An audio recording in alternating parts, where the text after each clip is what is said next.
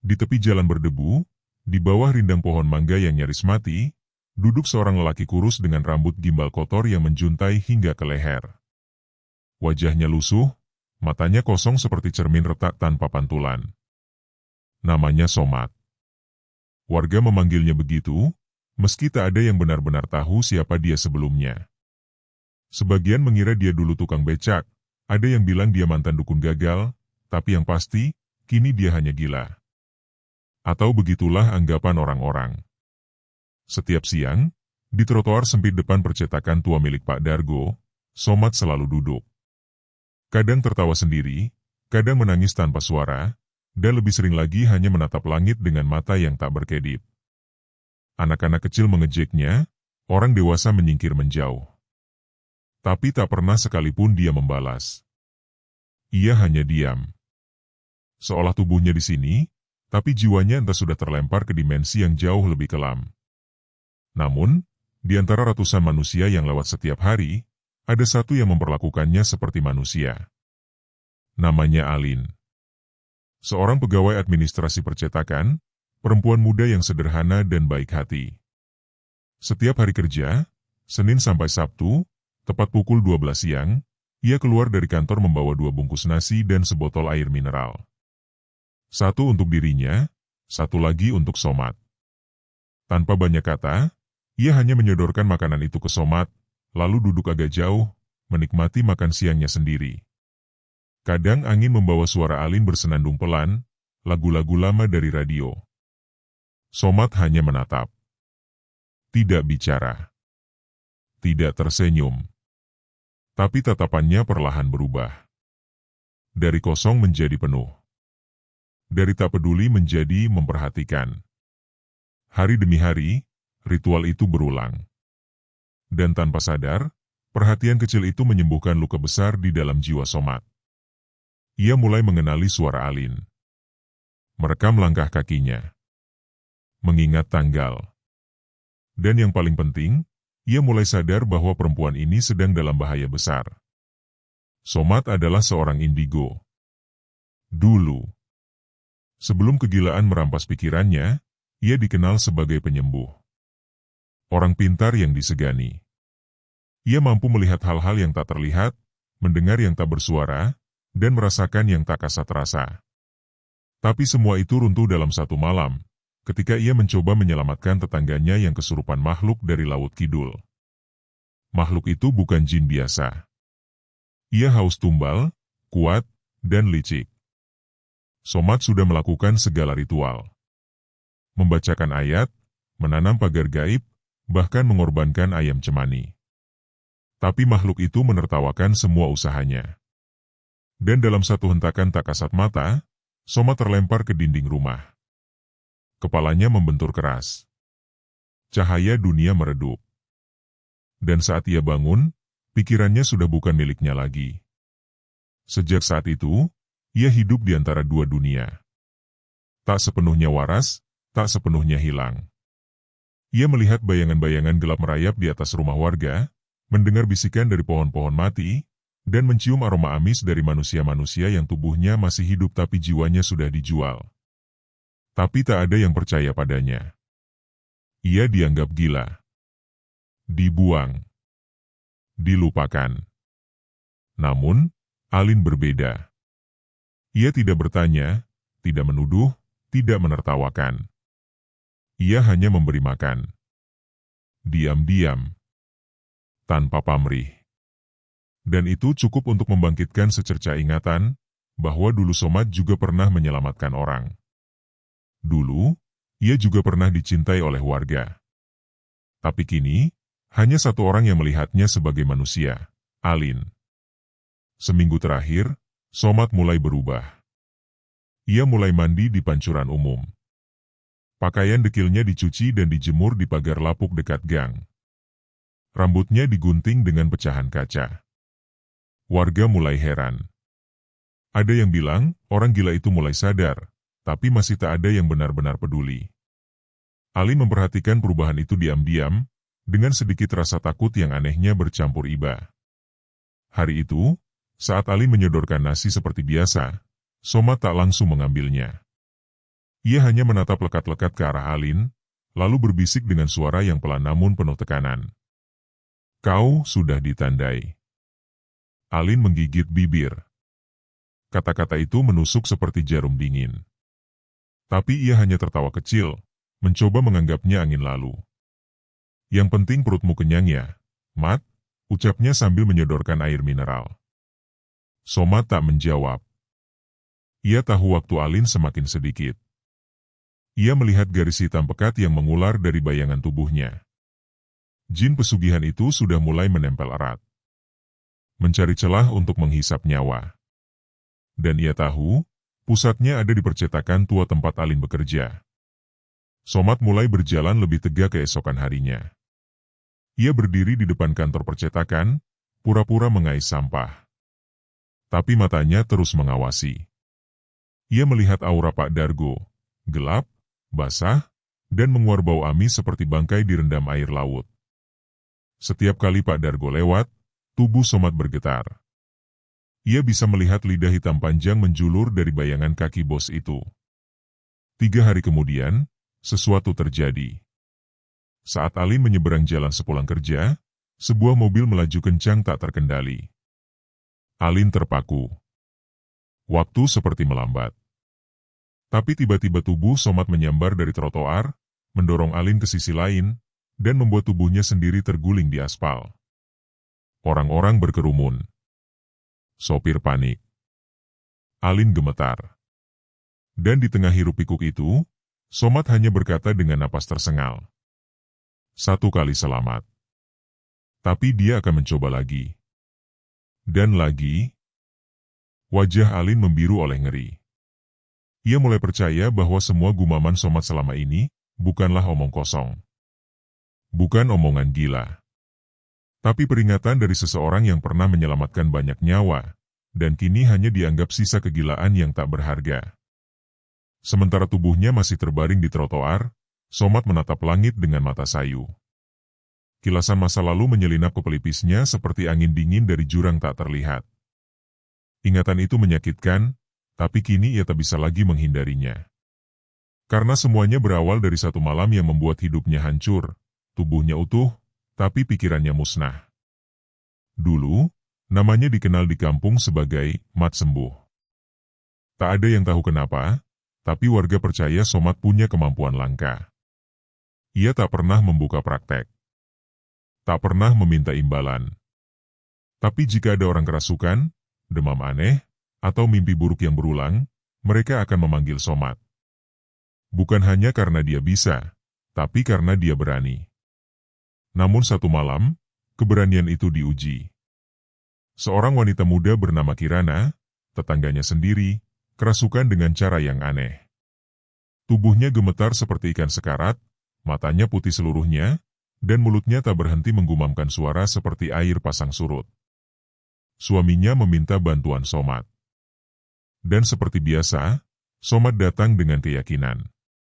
Ia membawa kendi berisi air hujan 7 malam, selembar kain putih bekas kafan bayi yang wafat, dan sebilah keris kecil peninggalan kakeknya.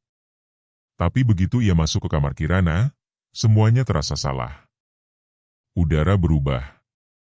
Bau amis menyebar. Dan dari tubuh Kirana, terdengar tawa, bukan dari suara manusia. Kami dari selatan. Kau tak punya cukup cahaya untuk mengusirku. Somat tetap teguh. Ia menaburkan bunga 7 rupa, membacakan ayat-ayat suci, dan memukul lantai dengan batang sirih. Tapi kekuatan itu bukan seperti yang biasa ia hadapi.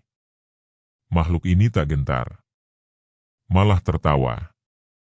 Ini bukan tubuh pertamaku. Dan bukan yang terakhir. Tapi kau akan kubuat gila. Dalam satu hentakan, udara kamar meledak tak kasat mata. Tubuh Somat terpental menabrak dinding. Kepalanya menghantam paku gantungan baju. Dunia gelap. Dan sejak malam itu, ia bukan lagi dirinya. Tubuhnya hidup, tapi pikirannya tenggelam. Ia mendengar bisikan terus-menerus. Melihat hal-hal yang tak dimengerti. Langit malam jadi penuh wajah-wajah menganga. Trotoar jadi sungai darah. Setiap orang yang ia temui, punya ekor bayangan hitam yang menggerayangi mereka. Tak ada yang percaya. Ia dianggap gila. Diusir.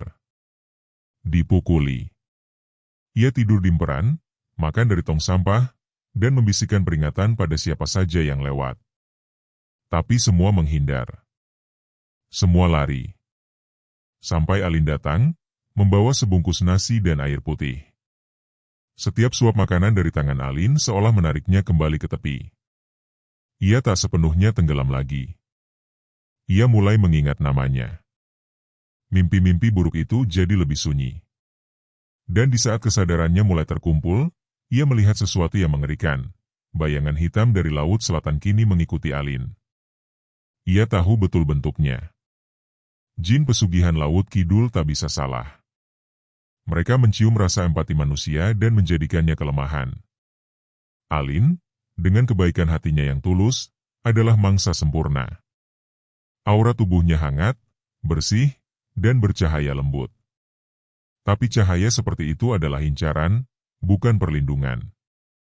Somat tahu tanda-tandanya. 1. Mimpi buruk yang terasa nyata. 2. Tubuh sering terasa berat saat bangun tidur. 3. Merasa diawasi padahal sendiri. Dan yang paling pasti, mendadak sering celaka kecil, terpeleset, kejedot, atau hampir celaka lalu selamat di detik akhir. Dan semuanya sudah terjadi pada Alin. Ia bahkan nyaris tertabrak mobil. Tapi itu baru awal. Jin pesugihan tak menyerang langsung. Ia menunggu aura melemah, lalu mengambil tubuh saat tak ada harapan. Setelah kejadian di jalan itu, Alin mulai gelisah. Ia tak bisa memejamkan mata tanpa mendengar bisikan. Di ruang kantor, kertas-kertas mencetak sendiri padahal mesin tak dinyalakan. Komputer menyala tengah malam, dan layar menampilkan tulisan aneh seperti huruf terbalik. Di toilet, ia pernah melihat bayangan hitam melintas di cermin. Tapi saat menoleh, tak ada siapapun.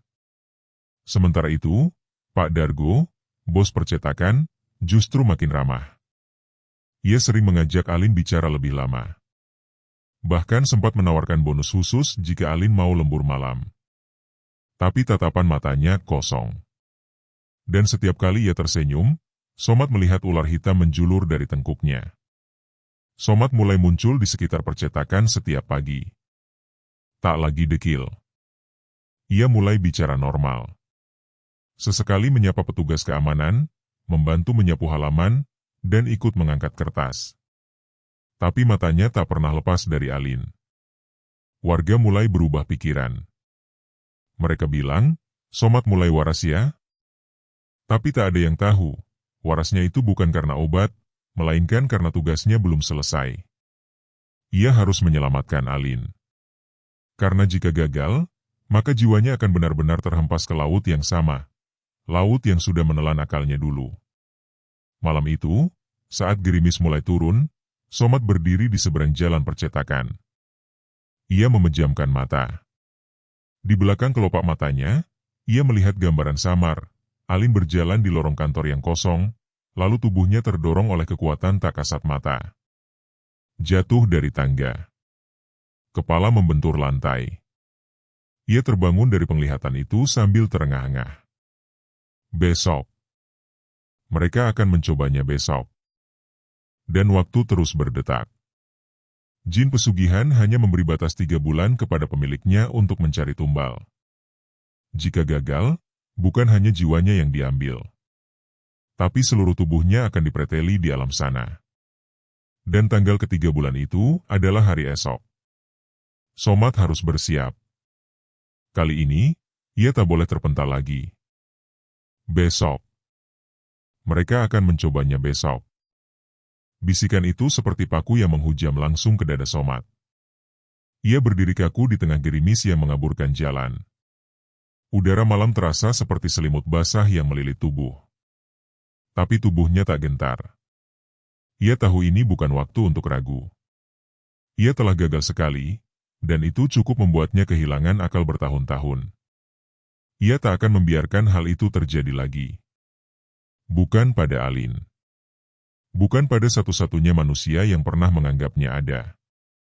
Malam itu, Somat berjalan menyusuri gang menuju rumah kosong tempat ia biasa tidur. Di dalamnya ada satu benda yang tak pernah ia buka sejak kegilaan merenggutnya, kendi tua peninggalan ayahnya, seorang indigo sejati yang dulu mengajarinya membangun pagar gaib. Ia tahu benda itu masih menyimpan sebagian sisa kekuatan yang bisa ia gunakan. Tidak untuk menyerang, tetapi untuk melindungi. Ia membersihkan tempat itu dengan cepat. Menyalakan lilin putih, menaburkan garam kasar mengelilingi tubuhnya, dan memejamkan mata. Suara hujan menjadi samar. Dan dalam keheningan itu, ia memanggil, bukan makhluk, tapi cahaya.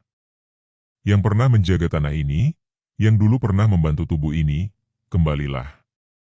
Aku butuh kekuatanmu, walau hanya sedikit. Angin berputar. Api lilin bergoyang tak wajar. Kendi tua itu bergetar. Dan di dalamnya, segumpal asap putih melayang. Bukan jin, bukan hantu. Tapi energi pagar lama yang pernah ia tanam sebelum semua berubah. Energi itu belum padam sepenuhnya. Masih menunggu ia sadar kembali. Dan kini, pagar itu siap diperbaiki, diperkuat, dan diarahkan untuk satu tujuan, melindungi Alin dari serangan akhir. Di percetakan, Alin mulai merasa sesuatu yang tak bisa dijelaskan. Suasana kantor jadi semakin sunyi. Teman-temannya mendadak sering izin. Mesin cetak yang biasanya berisik seperti kehilangan nyawa. Bahkan Pak Dargo kini lebih pendiam, tapi lebih sering memperhatikan Alin dengan tatapan yang tak nyaman. Pagi itu, saat Alin datang ke kantor, ia melihat pot bunga di dekat pintu kantor jatuh pecah tanpa sebab. Di dekat serpihannya, ada jejak hitam seperti bekas kaki, namun jari-jarinya lebih panjang dari kaki manusia. Ia menelan ludah. Suasana mencekam itu membuatnya nyaris ingin pulang. Namun semua berubah ketika ia melihat Somat berdiri di seberang jalan. Bukan lagi seperti gelandangan, tapi seperti orang biasa, bersih, rapi, dan memancarkan aura yang anehnya menenangkan. Saat mata mereka bertemu, Somat hanya mengangguk pelan. Dan tanpa suara, Alin mengerti. Sesuatu memang akan terjadi hari ini. Ia memutuskan tetap bekerja, tapi waspada. Setiap langkahnya ia awasi. Setiap pintu ia periksa 2 kali sebelum masuk. Dan di dalam ruang kerja yang biasanya hangat, kini terasa seperti ruang mayat. Dinginnya menusuk sampai ke tulang. Menjelang siang, Pak Dargo memanggilnya ke ruang cetak bawah tanah, tempat penyimpanan pelat-pelat cetakan lama. Ia bilang ada arsip lama yang perlu dicari. Tapi begitu Alin melangkah ke bawah, tangga itu sepi. Lampu redup. Dan pintunya terkunci begitu ia masuk. Tiba-tiba, lampu padam. Gelap.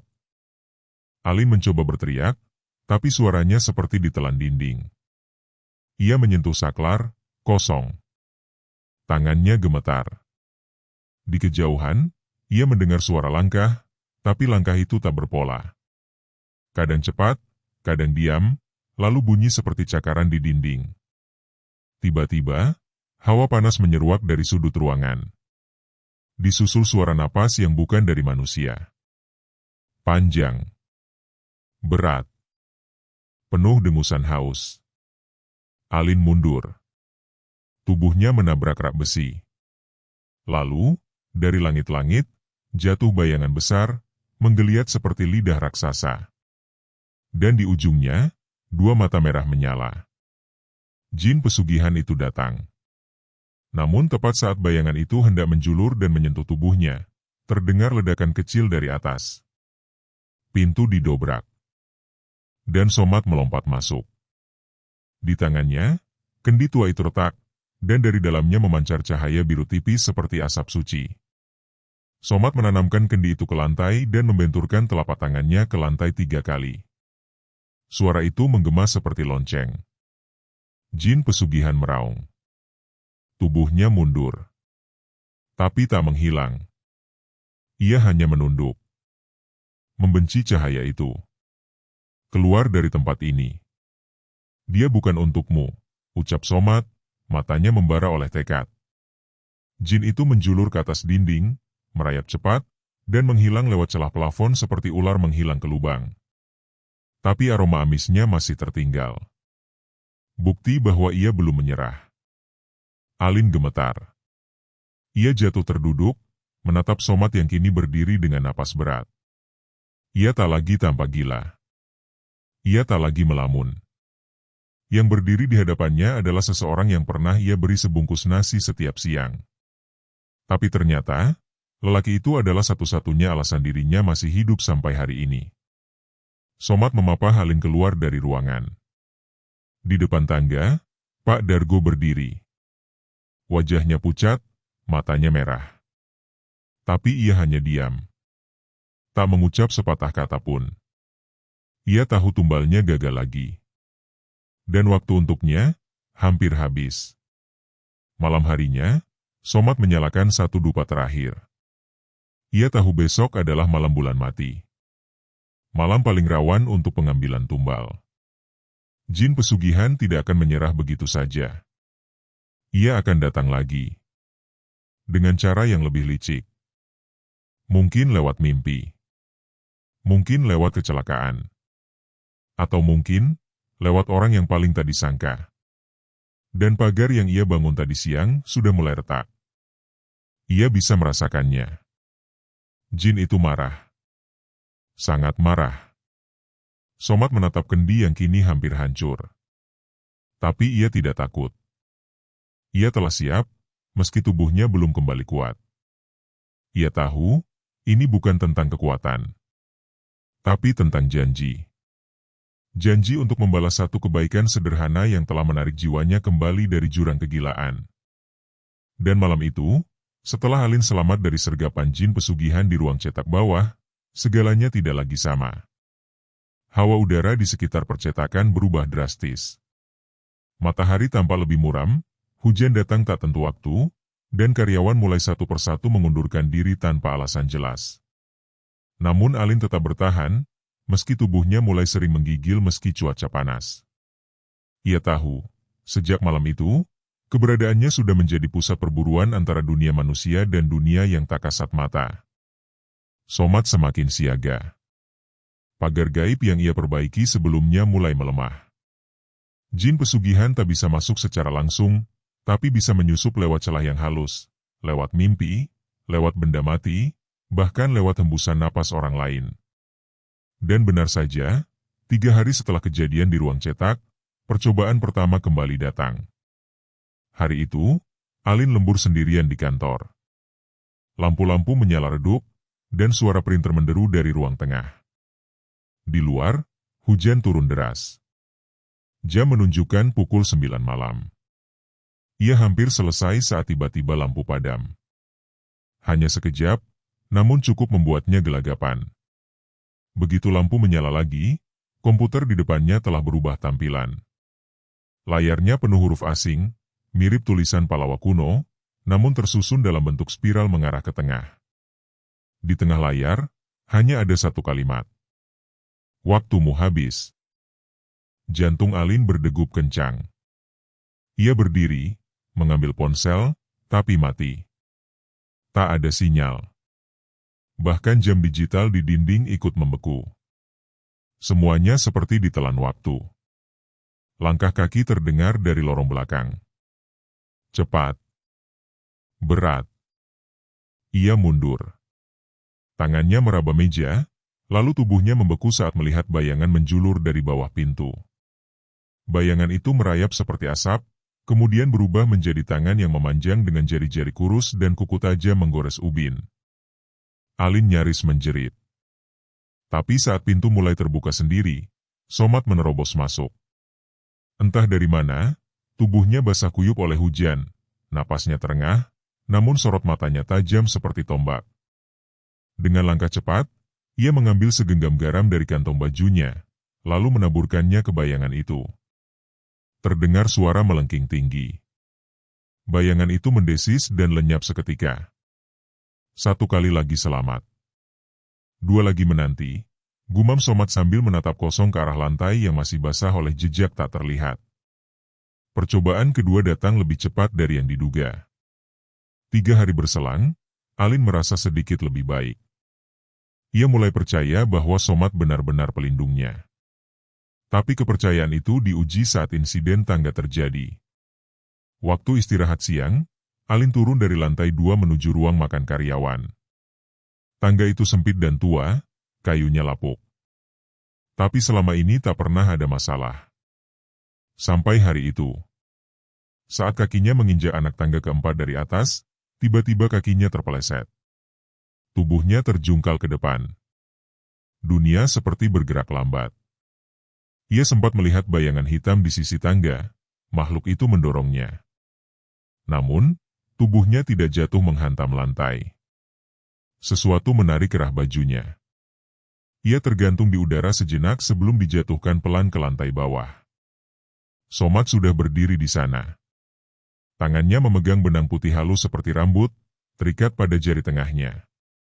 Benang itu memancarkan cahaya samar, lalu menghilang begitu Alin selamat. Tali tumbal itu sudah terikat di punggungmu. Tapi aku putuskan satu. Masih ada 2 lagi.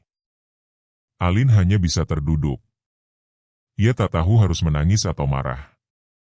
Di matanya kini, Somad bukan orang gila. Ia adalah tembok terakhir sebelum kehancuran datang. Percobaan ketiga datang dengan lebih brutal. Pagi itu, Alin hendak menyeberang jalan depan percetakan untuk membeli makan. Jalan itu sepi. Matahari bersinar cerah. Tapi begitu ia melangkah ke aspal, dari kejauhan, sebuah truk kontainer melaju kencang, tak mengurangi kecepatan sama sekali. Supirnya seperti tidak melihat Alin. Ia terpaku.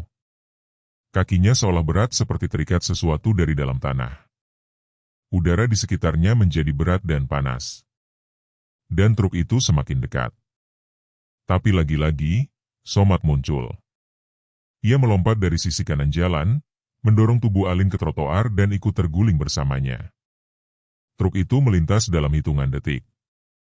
Angin dan debunya menampar wajah mereka. 3 kali. Sudah 3 kali. Kau bukan miliknya, gumam Somad sambil menahan napas. Alin menangis. Kali ini tak tertahan. Ia menatap wajah Somad, wajah yang dulu ia beri makan siang tanpa pikir panjang. Kini wajah itu penuh goresan luka dan debu, tapi pancaran kekuatan dari matanya tak bisa disangka lagi. Lelaki ini adalah penyelamat. Lelaki ini bukan gila. Lelaki ini adalah alasan ia masih hidup. Malamnya, Somad berdiri di tepi kali kecil di belakang percetakan. Ia membawa kendi yang kini nyaris pecah seluruhnya. Di hadapannya, air kali mulai beriak sendiri meski tak ada angin. Dari dasar air, muncul kabut putih pekat yang berubah wujud menjadi wajah tua penuh sisik dan rambut panjang menjuntai. Tumbalmu gagal. Kau melawan jalur yang sudah ditentukan. Kau akan dihukum. Tapi Somad tak gentar. Ia menatap makhluk itu lurus-lurus, lalu berkata, "Dia memberiku makan saat semua meninggalkanku. Aku tak peduli berapa tumbal yang kalian minta. Aku akan kembalikan semuanya, bahkan nyawaku, asal dia tetap hidup." Makhluk itu mengerang, lalu menyelam kembali ke dasar kali. Tapi airnya berubah warna, hitam pekat, lalu perlahan mengering. Kali itu mati. Dan di kejauhan, terdengar lolongan panjang, bukan dari anjing, bukan dari manusia. Itu lolongan kekecewaan. Karena malam itu, untuk ketiga kalinya, tumbal gagal diambil. Keesokan harinya, Alin memutuskan berhenti dari percetakan. Ia datang pagi-pagi, menyerahkan surat pengunduran diri, lalu pergi tanpa menoleh ke belakang. Tak ada upacara perpisahan. Tak ada kalimat peringatan dari Pak Dargo. Hanya tatapan dingin, dan senyum yang menyimpan kematian. Di hari yang sama, Somad ikut menghilang dari trotoar. Tapi bukan karena pergi, karena ia kini punya tujuan baru. Ia mulai bekerja sebagai cleaning service di rumah sakit kota. Di lorong-lorong sepi tempat orang menghembuskan napas terakhir, Somad hanya tersenyum tipis tiap melihat roh penasaran menatapnya. Ia pura-pura tak tahu. Ia cukup tahu bahwa kini, tugasnya bukan lagi menyembuhkan orang lain, tapi menjaga satu nyawa yang paling berarti. Hari-hari berlalu. Alin bekerja di sebuah toko kecil di pusat kota sebagai kasir. Hidupnya terlihat biasa saja dari luar. Berangkat pagi, pulang sore, menyapa pelanggan dengan senyum sederhana. Tapi setiap malam, sebelum tidur, ia masih memandangi langit-langit dan bertanya dalam hati, apakah semuanya benar-benar sudah berakhir? Soma tak pernah jauh. Ia kini bekerja sebagai petugas kebersihan di rumah sakit besar tak jauh dari toko tempat Alin bekerja. Setiap hari, ia menyapu lorong-lorong panjang yang sunyi, mengepel ruangan bekas operasi, membersihkan lift tengah malam, dan setiap kali melihat sesuatu yang bergerak di balik jendela atau sudut tembok, ia hanya menunduk. Tidak karena takut, tapi karena ia tahu, ia pernah masuk terlalu dalam ke dunia itu, dan berhasil kembali. Sejak gagal mendapatkan tumbal, nama Pak Dargo pelan-pelan tenggelam. Percetakannya ditinggal pelanggan. Mesin-mesinnya mulai rusak satu persatu, meski teknisi bilang tidak ada kerusakan. Aroma amis mulai tercium dari dinding, seolah ada bangkai tersembunyi yang tak bisa ditemukan. Dan puncaknya, Pak Dargo mulai berbicara sendiri di tengah malam. Warga sekitar kantor melihatnya duduk di depan gedung, bicara ke udara, tertawa histeris, lalu mengutuk entah siapa. Bisik-bisik pun menyebar.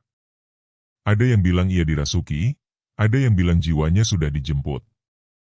Tapi semua sepakat, Pak Dargo sudah kehilangan segalanya.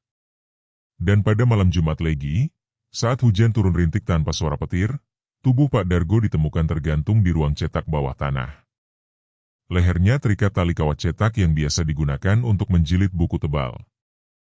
Anehnya, tidak ada luka di tubuhnya, tidak ada jejak perjuangan. Wajahnya tersenyum. Tapi bola matanya hilang. Tak ada yang tahu pasti apa yang terjadi malam itu. Tapi Soma tahu. Ia berdiri di tepi rumah sakit, menatap langit, dan mengucapkan satu kalimat lirih. Kalau tumbal tak datang, maka pengirimnya yang diambil. Setelah kabar kematian itu menyebar, Alin mendatangi Somat. Mereka duduk di warung kecil, minum kopi panas, dan berbicara pelan-pelan. Tak ada kata cinta, tak ada janji manis. Tapi dari tatapan Alin yang teduh dan dari senyum Somat yang tak lagi getir, semuanya sudah cukup jelas, mereka saling memilih. Beberapa bulan kemudian, keduanya menikah sederhana di kampung. Tak ada pesta besar, hanya doa-doa yang dibacakan pelan di bawah langit sore.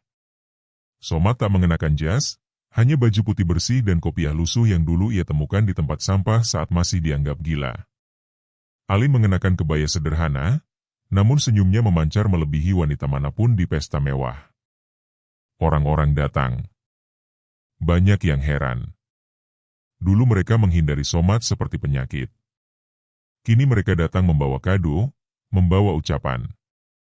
Tapi hanya Alin yang tahu bagaimana luka itu sembuh. Hanya ia yang tahu bahwa di balik diamnya Somat, ada pertempuran panjang yang telah ia menangkan. Setelah menikah, mereka tinggal di kontrakan kecil dekat rumah sakit. Alin tetap menjadi kasir. Somat tetap menyapu lorong-lorong rumah sakit. Tapi kini, ia menyapu sambil bersenandung pelan. Ia tak lagi melihat bayangan mengintai dari jendela. Tak lagi mendengar bisikan dari kasur kosong. Karena sejak malam itu, malam saat tumbal gagal diberikan, energi yang menghantuinya ikut patah. Bukan berarti tak ada gangguan. Rumah sakit tetap rumah sakit. Ada roh penasaran. Ada nyawa yang belum ikhlas. Tapi Somat hanya diam. Pura-pura tak tahu. Ia menyapu sambil menunduk, lalu pulang ke rumah kecilnya, membuka sandal di depan pintu, dan melihat Alin sudah menunggunya sambil mengelus perutnya yang kini mulai membesar. Kamu pulang, Mat? Sudah bersih semua, Lin. Lorong belakang juga? Bersih. Tak ada yang lewat hari ini, jawab Somat sambil mencium kening istrinya. 9 bulan berlalu. Seorang anak laki-laki lahir. Wajahnya tenang, matanya tajam. Saat ia menangis untuk pertama kalinya, Listrik di rumah mereka sempat mati selama 5 detik, lalu menyala lagi tanpa sebab. Tapi Alin tak takut. Ia tahu, mungkin dunia lain hanya ingin mengintip sejenak. Tapi mereka tak berani masuk. Bukan ke rumah ini. Bukan ke keluarga yang sudah tahu caranya melawan. Mereka menamainya langit. Dan setiap malam, sebelum tidur, Somat akan duduk di depan jendela kamar bayinya. Menyalakan dupa kecil, menaburkan garam halus ke 4 penjuru kamar, lalu berdoa dalam hati. Selama aku hidup, tak ada lagi nyawa yang akan kau ambil dari rumah ini. Langit tumbuh seperti anak-anak lainnya. Tapi saat usianya 2 tahun, ia pernah berkata pada ibunya, "Bapak sering bicara sama cahaya di pojokan, ya?" Tapi cahaya itu takut sama bapak. Alin hanya tersenyum, lalu memeluk anaknya erat. Ia tahu masa depan masih panjang. Tapi ia juga tahu, suaminya, yang dulu disebut gila oleh dunia, adalah satu-satunya manusia yang berhasil melawan keserakahan setan dengan kekuatan yang sangat sederhana, kesetiaan dan cinta. Di malam sunyi, saat Somat menyapu lantai lorong UGD rumah sakit, ia terkadang berhenti sejenak di bawah lampu yang berkedip. Menatap langit-langit putih. Mendengar langkah kaki yang tak kasat mata. Lalu tersenyum pelan. Aku lihat kau. Tapi kau tak bisa menyentuhku lagi. Dan saat semua orang sudah tidur, ia duduk di depan rumah, melihat langit malam. Tak ada lagi suara menderu. Tak ada lagi bisikan. Hanya bintang-bintang kecil dan suara jangkrik. Dan bagi Somat, itu lebih dari cukup.